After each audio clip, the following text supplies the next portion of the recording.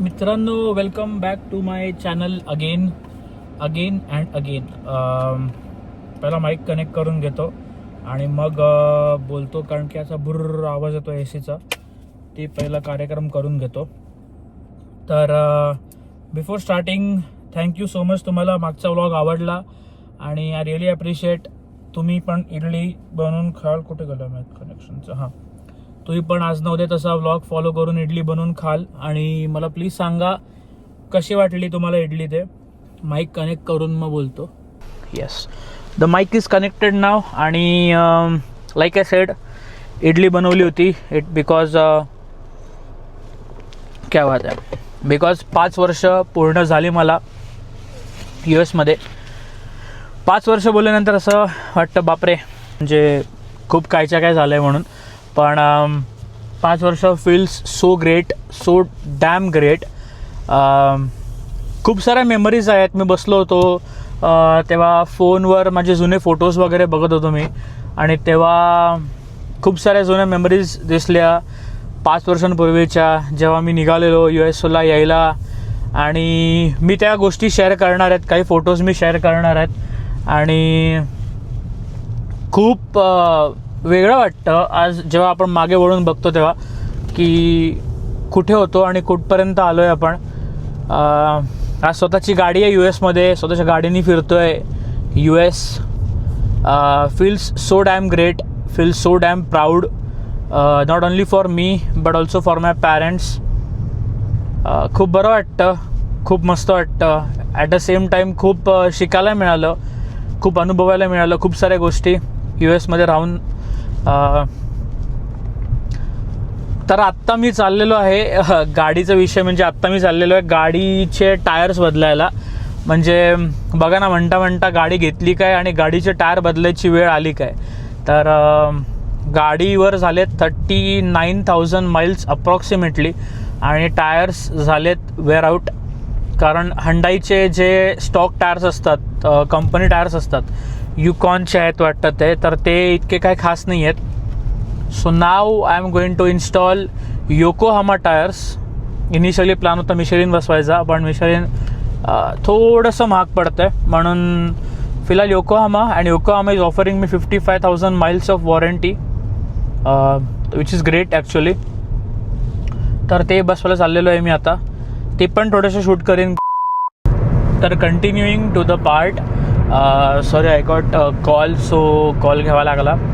तर थोडीशी हिंट अशी आहे, हिंट इन द सेन्स की टायर चेंज करताना मी हंडाईत जेव्हा गेलो होतो त्यावेळेला तिकडे त्या काही सेन्सर्स होते का, त्याच्यानी मला टायरची कंडिशन कळली. And the condition was very bad.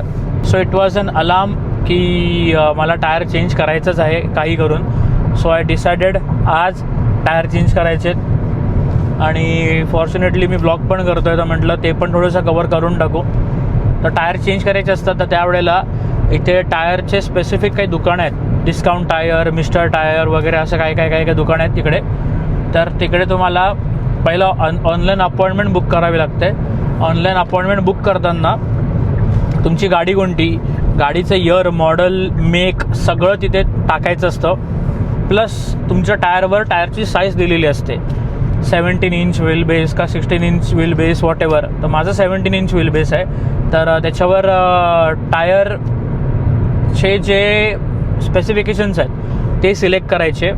ते सिलेक्ट केल्यानंतर आपल्याला टायर्स बघायचे आहेत, कोणत्या कंपनीचे तुम्हाला ऑर्डर करायचे आहेत ते लेजिट ॲड टू कार्ट. आपण ॲमेझॉन कसं बाय करतो तसं ते टायर बाय करायचे. आणि नंतर मग ते टायर त्यांच्याकडे येणार आणि आपण अपॉइंटमेंट बुक करून त्यांच्याकडे जाऊन ते टायर आपण चेंज करून टाकायचे. इनिशियली माझं शनिवारी होतं 15 ऑगस्टच्या दिवशी टायर चेंजिंगचं, बट फॉर्च्युनेटली टायर लवकर आले. सो आय डिसाईड आज म्हणजे 14 ऑगस्टच्या दिवशी मी जाऊन टायर चेंज करून टाकतो. तर 5 इयर्स अगो मी कधी विचार केला नव्हता की गाडी वगैरे असेल माझ्याकडे. कारण जेव्हा मी आलो होतो त्यावेळेला मी सायकल विकत घेतली होती वॉलमार्टमधून, विच वॉज लाईक $110ची. ती पण खूप मोठी वाटली होती. अगेन 5 वर्षांपूर्वीची गोष्ट म्हणजे अशी की जेव्हा US आपण येतो त्यावेळेला एक सर्वात मोठा ट्रॉमा बसतो ते म्हणजे इकडचं कन्व्हर्जन रेट. आपण जे कन्वर्ट करतो भाजीपाला घ्यायला, पण आणि सर्वात ट्रॉमा मोठा बसतो ते म्हणजे शॉपिंग मार्केटमध्ये ग्रॉसरी शॉपिंगच्या वेळेला, जेव्हा आपल्याला साधी एक कोथिंबीर घ्यायची असते ती पण 100-110 रुपयाची असते, आणि त्यावेळेला आपण जेव्हा कन्वर्ट करतो आणि आपण सगळं त्या वेगळ्या झोनमध्ये असतो की कन्व्हर्जन, की 100 रुपयाची कोथिंबीर कोण घेत आहे, काय घेत आहे. हळूहळू तो सगळा ट्रॉमा जातो, हळूहळू we get used to it की it is what it is. इकडे स्पेंड आणि अर्न दोन्ही डॉलरमध्ये करायचं आहे, सो कन्वर्ट करून काही उपयोग नाही. पण इनिशियल डेजमध्ये त्या गोष्टीतनं आपल्याला जावं लागतं. नॉट ओन्ली फॅमिलीज बट आपले फ्रेंड्स, आपलं घर, आपलं सगळं आपण सगळं मागे टाकतो. सो आपण सगळ्या गोष्टी मागे टाकून जेव्हा इकडे येतो, नवीन देशात, नवीन लोकांमध्ये, नवीन भाषा, सगळंच. भाषावरनं आठवलं, इथे आल्यानंतर मला अख्खा एक सेम गेला होता समजायला की यांचं ॲक्सेंट काय येते, यांची बोलण्याची ढब जी असते ती थोडी वेगळी आहे. आपण एक युरोपियन किंवा आपण UKचे इंग्लिश फॉलो करतो, तर आपल्यामध्ये एक एक्झाम्पल देतो. आपल्यामध्ये कलरचं स्पेलिंग COLOUR असतं, COLOUR. यांच्याकडे कलरचं स्पेलिंग COLOR. तर इनिशियली ते थोडंसं आपल्याला कन्फ्युजिंग वाटतं, समजत नाही. आपला लॅपटॉप पण ग्लिच करतो, कारण आपला लॅपटॉप इंडियाचा असतो आणि इकडे आल्यानंतर ते आपण स्पेलिंग इंडियन याच्यामध्ये लिहायला जातो आणि ते ऑटो करेक्ट होतं. भरपूर काय काय होतं. तर ते सगळ्या गोष्टी अशा असतात इनिशियल डेजमध्ये. पण पहिल्याचे 5-6 महिने थोडे आपल्याला कठीण जातात. काही लोकांसाठी स्मूथ असतात, काही लोकांसाठी फार कठीण असतात. माझ्यासाठी फार कठीण होते. जेव्हा मी आलो त्याच दिवशी मी रडलो होतो, लेजिट फुटपाथवर बसून रडलो होतो बॉस्टनला. आणि it is what it is bro. Discount टायर्सला मी आलेलो आहे आणि अशा काय प्रकारे ते लोक टायर वगैरे इथे चेंज करतात आहे. फार पद्धतशीर कारभार चालू आहे. आता माझा नंबर बघूया कधी लागतो आहे ते. आज जाऊन फक्त पहिला चेक इन करावं लागेल. चेक इन करून मग ते सांगतील किती वेळ लागेल टायर चेंज करायला ते. पण let's go. Just a quick update from discount tyres. मी चेक इन करून ठेवलेलं आहे आणि ड्रॉप ऑफ करायचा प्लॅन करतो आहे गाडीचा.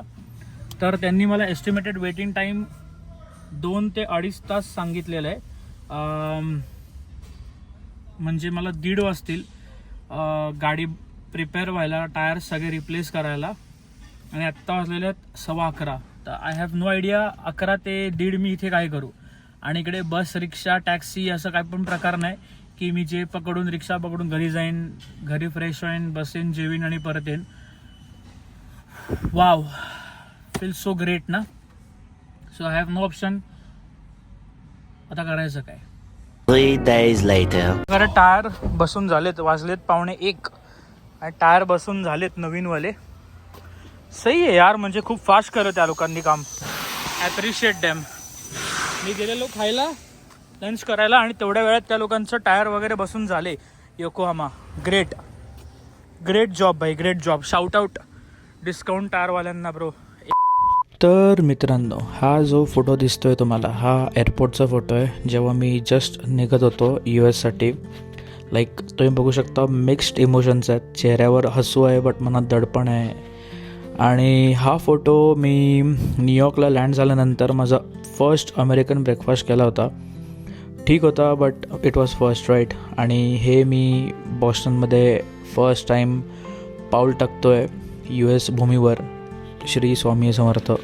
आणि काय सांगू कळत नव्हतं बट इट इज गुड. आणि जेव्हा मी ग्रॉसरी शॉपिंगला गेलो तेव्हा I was overwhelmed with the colours. हे एवढे घासपूस झाडपत्ती मी पहिल्यांदा बघितलं होतं आणि मी एकदम म्हणजे फ्लॅवर ॲस्टेड झालो होतो बघून अशा काही गोष्टी. आणि कोथिंबीरच्या झोडीचा भाव बघितल्यानंतर म्हणजे माझी पायाखाली जमीन हल्ली होती. आणि बुकेजवर नाईस, याच्यापेक्षा छान बुके मी ठाण्यामध्ये फ्लावर्स अँड फ्लावर्समध्ये बघितले होते. पण कलर खूप छान होते फुलांचे. And this is my college, north eastern university. त्याची मेन बिल्डिंग आहे ही. आणि येस, डोरेस्टिक आपला नेहमीचा जो फोटो आपण काढतो तो फोटो काढलेला आहे मी. आणि पहिल्यांदा जेव्हा मी पोळी बनवत होतो तर ती पोळी अशी काहीशी झाली होती. आणि या डोंट कोट की मी स्टीलचा स्पॅच्युला यूज करतो आहे नॉनस्टिकवर. आय एग्री, मी नंतर चेंज केलं ते. खूप लोकांनी सांगून तर बट येस फायनली पहिली पोळी भाजली होती, ज्याला 10 मिनटं गेली होती फक्त लाटायला. पण येस सक्सेसफुल. आकारावर जाऊ नका, थोडंसं ओबड आकार आहे, पूर्ण चंद्रासारखी गोल नाही आहे पण आहे. पोट भरलं होतं माझं त्यावेळेला. आणि त्याच्यानंतर मी पोळी करणं फार कमी करून टाकलं, कारण की खूप टाईम कन्झ्युमिंग होतं म्हणून. पण येस फर्स्ट टाईम मी पोळी लाटली होती, इन्स्ट्रक्शन्स बघून भरपूर काय करून थोडीशी फर्म झाली होती पोळी. बट येस भाई लाटली होती, मजा आली होती पोळी लाटायला, जाम धमाल आली होती.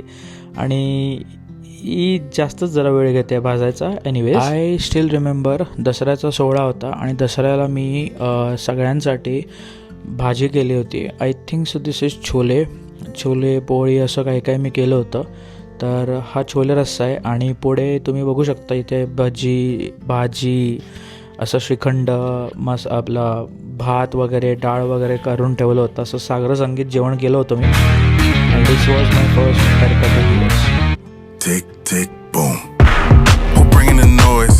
Go baby, we bringing out toys. Separate men from the boys. Chopper be singing, she'll be on the voice. Bang, bang, we gon' ride out. अमेरिकेच्या थंडीने फार लवकर दुसरी बाजू दाखवली. पहिला बर्फ जितका सुंदर आणि शांत वाटला, तेवढंच पहिला स्नो ब्लिझार्ड वेगळा होता. वेगाने वाहणारा वारा, सतत पडणारा बर्फ, रस्त्यावर सतत जाणारे थर आणि काही तासात बदलून जाणारं संपूर्ण शहर. तेव्हा पहिल्यांदा जाणवलं, बर्फ हा फक्त सुंदर फोटो काढण्यासाठी नसतो. निसर्गाचं सौंदर्य जितकं विलक्षण असतं, तितकंच त्याची ताकदसुद्धा विलक्षण असते. पहिल्या स्नोफॉलमध्ये जो उत्साह झाला होता, तो ब्लिझार्डमध्ये थोडासा आदर आणि थोडीशी भीती देऊन गेला, हे मात्र खरं. संपूर्ण बॉस्टन, संपूर्ण नॉर्थ ईस्टर्न युनिव्हर्सिटी पूर्ण बर्फाच्या पांढऱ्या चादरीमध्ये नटून बसली होती. आणि स्टील तुम्ही बघू शकता, लोक काय काम करायचं थांबत नाही. तर तुम्ही हॅरी पॉटर बघितलं असेल, तर हॅरी पॉटरमध्ये जसा हॅरी पॉटर राहिला होता, तशी सेम साधारण माझी अशी रूम होती. ही मी US मध्ये आल्यानंतर 1.25 वर्ष मी या रूममध्ये राहिलो होतो. वर जे आहे ते पायऱ्या होत्या आणि पायऱ्यांचे आवाज वगैरे मला रात्री यायचे, पण it was fun living here.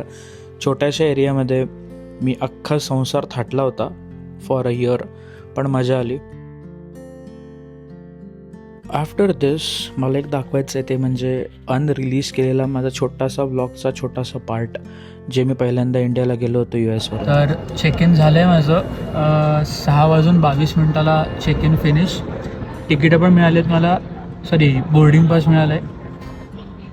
हा आहे बॉस्टन टू दोहा, दुसरा आहे Doha to Bombay, Mumbai not Bombay. तर मला बेसिकली मागितलं त्यांनी एअर सुविधा फॉर्म, नंतर कोविड टेस्टिंगचं सर्टिफिकेट आणि पासपोर्ट. प्रोसेस खूप स्मूथ होती, खूप कोऑपरेटिव्ह लोक आहेत कतार एअरवेजचे. आणि लेट्स चेक, बघू आता पुढे काय होतं आहे. Security check, immigration, and we are all set to go to Mumbai. नाटेकर मिळालं का अपग्रेड मिळाला? अपग्रेड नाही मिळाला, प्रयत्न केला विचारून, बट ती म्हणली फुल बिझनेस क्लास. मला बोलली $2,000. आम्हाला 14. मला असं वाटलं की बापरे, याच्यामध्ये मी येऊन दोनदा जाऊन येईन मी इंडियाला. तुला केवढा वेळ लागला पण? जरा चेंगट पण होता. मग मिळाली काय एमिरेटी? नाही काय नशीब. मला आता सिक्युरिटी चेक. 3 weeks later. कधी मुंबईमध्ये आलोय सांगायची गरजच नाही. 9 महिन्यांनंतर एवढा घाम, म्हणजे वर्थ आहे. आफ्टर मुंबई मेरी जान. तर लवकरच जो रिलीज न केलेला भाग आहे माझ्या व्लॉगचा, जो मी कधीच रिलीज नाही केला, ना इवन कोणाला माहिती आहे, तो लवकरच मी अपलोड करीन. आणि असे काही मोमेंट्स आहेत नॉर्थ ईस्टर्नमधले, खूप मजा यायची. प्लस देअर कम्स द भटकंती मित्र मंडळ. खूप कमी आणि खूप लिमिटेड टाईम स्पेंड झाला, पण जो झाला मित्रा एक नंबर. आणि हे काही फोटोज आहेत आमच्या पहिला न्यूयॉर्क ट्रिपचे, आणि हे तर गुरुद्वारेमधले फोटोज आहेत. तर yes, there comes the New York trip pictures. खूप मजा केली. फर्स्ट टाईम न्यूयॉर्कला गेलो, आणि जे चालवलं आहे मला या लोकांनी खतरनाक. ते म्हणतात ना, it's not the place that makes the moment special, it's the people you share it with. आणि हे त्या न्यूयॉर्क ट्रिपमध्ये प्रूव्ह झालं. पूर्ण कॅमेरा रोल शेअर करायला गेलो तर 2 ते 3 तासाचा पॉडकास्टच बनेल, पण it was just a glimpse. आणि खूप सारे मेमरीज अशा आहेत की ज्या फोटोजमध्ये कॅप्चर नाही आहेत, ज्या मी खुद्द जगलो आहे 5 वर्षात. आणि इट वॉज फन. एवढंच सांगेन, be happy, be grateful for whatever you have in your life. आणि बस भेटूया पुढच्या व्लॉगमध्ये. Shri Swami Samarth, Jai Shriram, bye bye.